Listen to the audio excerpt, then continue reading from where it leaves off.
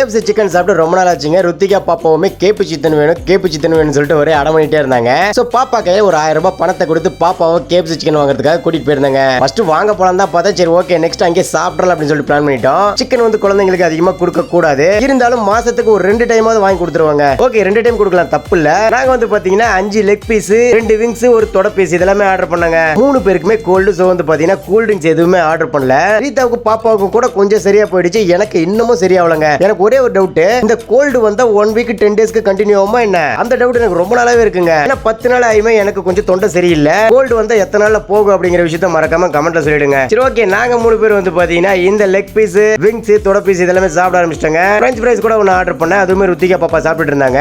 ஓகேங்க 1000 ரூபாய் போதுங்க, 3 பேருமே திருப்தியா சாப்பிட்டு வரதுக்கு கரெக்டா இருக்கும். ஓகே கைஸ், என்னடா வாய்ஸ் ஒரு மாதிரி இருக்குன்னு நினைக்காதீங்க, நான் தான் சொன்னல கோல்டு இருக்கு. கூடி சீக்கிரம் தொண்டையை சரி பண்ணிட்டு வந்து நல்லா பேசுறேங்க. ஓகே ரைட், இந்த வீடியோ லைக் தட்டி விட்டுருங்க, உங்களோட கருத்துக்களை கமெண்ட்ல சொல்லிடுங்க. Okay guys, by.